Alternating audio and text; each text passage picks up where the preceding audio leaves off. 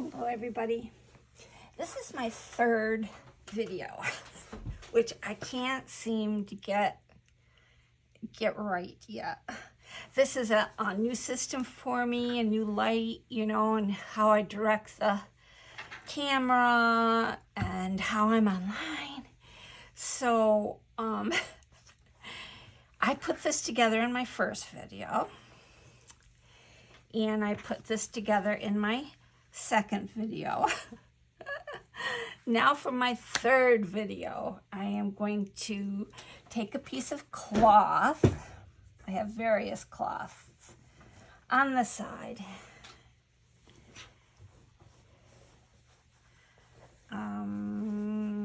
Let's take this one. I had already sewn the pieces together,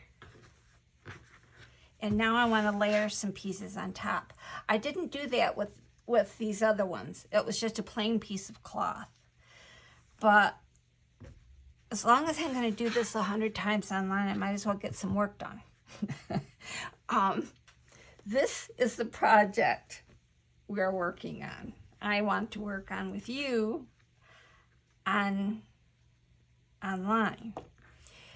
It's part of a book.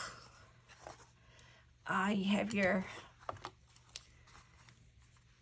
back and front cover and your spine, and you just want the cloth you use to be just a little over on the edges on each side, and you want a gap in between the front and the back from the spine, and that's the length that you want to use. This will be a small journal that I'll use with a paper bag. And the paper bag, if you want to use a paper bag, this is a paper bag journal. I love the feeling and the sound of a paper bag journal. But this was the length that I wanted because it's so, you could sew the sides in, fold the sides in.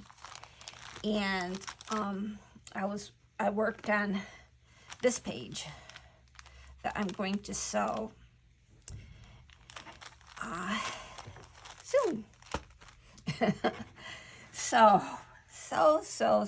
what I'm doing with you, and which I have done already all morning, is layer pieces of fabric. This is my fabric bag. Just tons of little pieces all over the place.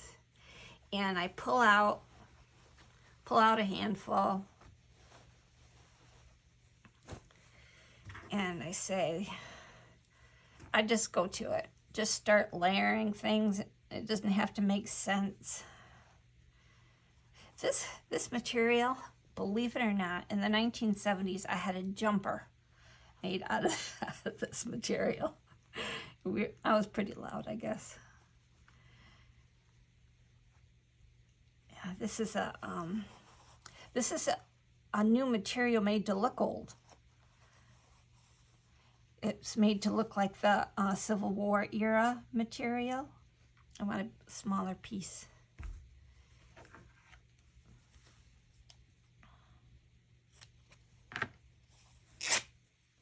Here.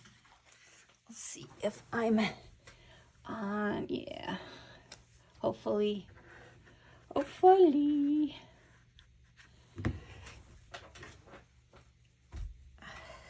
Here's this piece. Just stick it on there.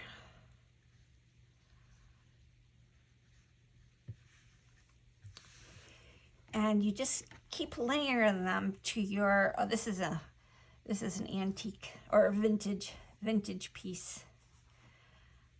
This is a vintage piece as well. I can usually tell it maybe not. This one could have been made to look vintage. All the pieces that I have are made to look vintage, or they're vintage. Just because I like them.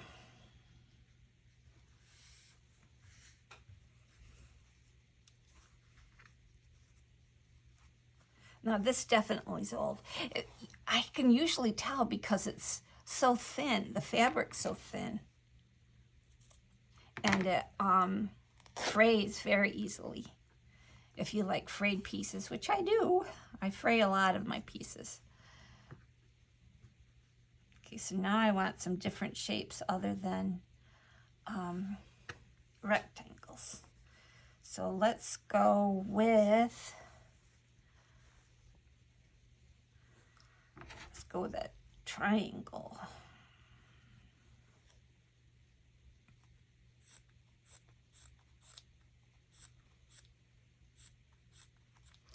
And what I do after I lay it all down is I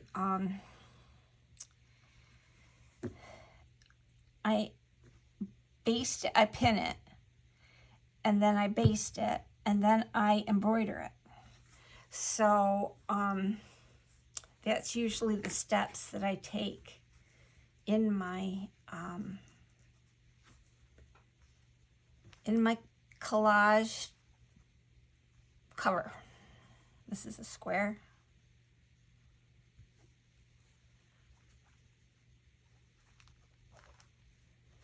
This is an old piece. Some of the fabric my cousin gave me when she moved away, and it was pretty old. Her cloth was, but it wasn't vintage. But I loved it because it wasn't something that you find readily around. If you went to the fabric store today, you wouldn't find the same fabric that you could get in the even in the 1990s. It's changed a lot, but they do make special era fabric, like for the Civil War era, or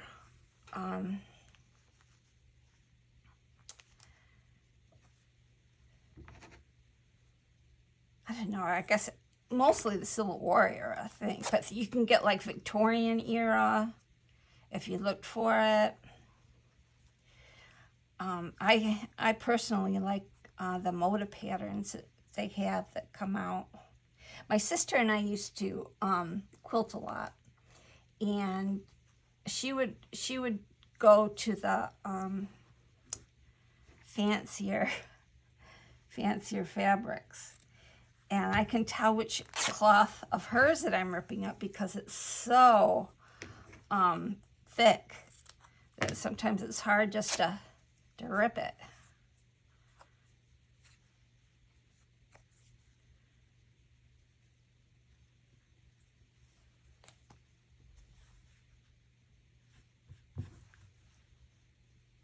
This is a thin one. Looks like something I would have gotten from my cousin.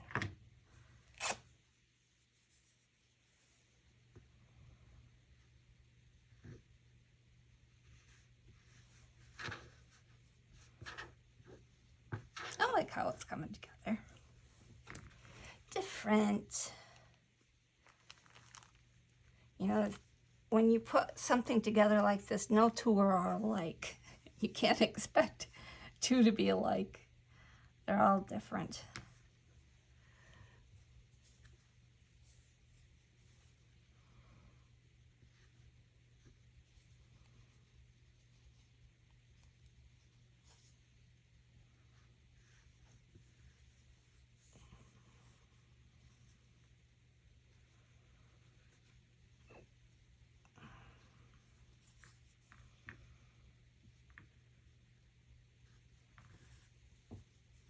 Something like that. It doesn't have to be that long.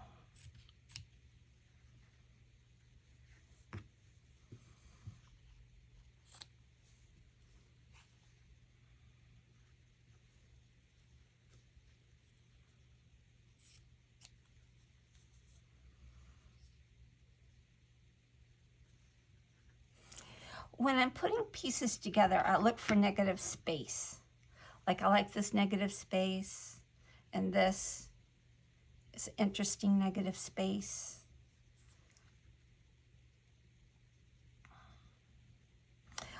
Negative space is,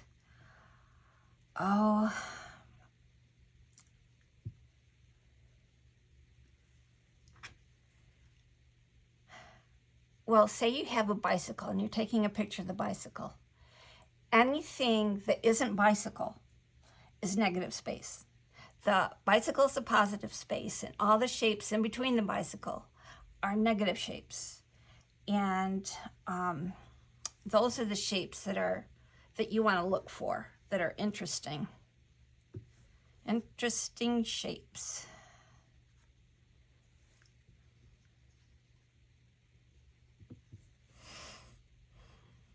You know, there really is no rhyme or reason. It's what pleases you. And okay, so this is all set. This pleases me. And what I'll do is I'll put it together, but I used all my pins for the other videos. Here we go. To get the other pieces together. Where are they? Oh, here. This one will be the book that I'm making, and you can tell that I really went to town on layering the pieces on this one. Some of the pieces fell off because I didn't pin it properly, but I'll fix it. And I'm going to go through and baste it, and the next video will be how to embroider this, and then the one after that will be how to assemble a book around your piece. And then how to use the inner layer, how to add your signatures to the spine. So we're going to do it bit by bit. I hope this video turned out. Talk to you later.